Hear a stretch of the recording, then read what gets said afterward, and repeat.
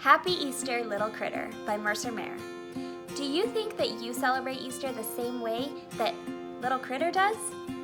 Let's find out. Hi, it's Desiree. My goal is to bring more books into your homes, from my bookshelf to yours. It's Easter morning. I bet the Easter Bunny has already come. I quietly tiptoe downstairs and find all the Easter goodies before anyone else wakes up. But, as usual, my little sister is up before me.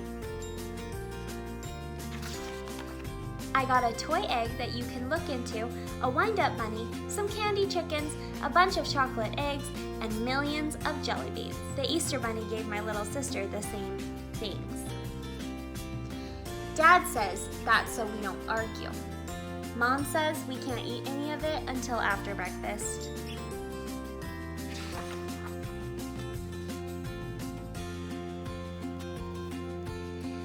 After breakfast, we have to get dressed for church. Dad starts the car, and we all get in. My little sister likes to get all dressed up, but I don't. At church, I can't see anything because everyone is wearing funny hats. After church, all the kids dye Easter eggs.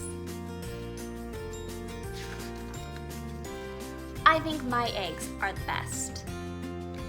While the eggs dry, we have a big picnic lunch. Then, our parents hide the eggs in the field. We're not supposed to peek. Next, we all line up and run into the field to find the eggs. Sometimes, too many kids find the same egg.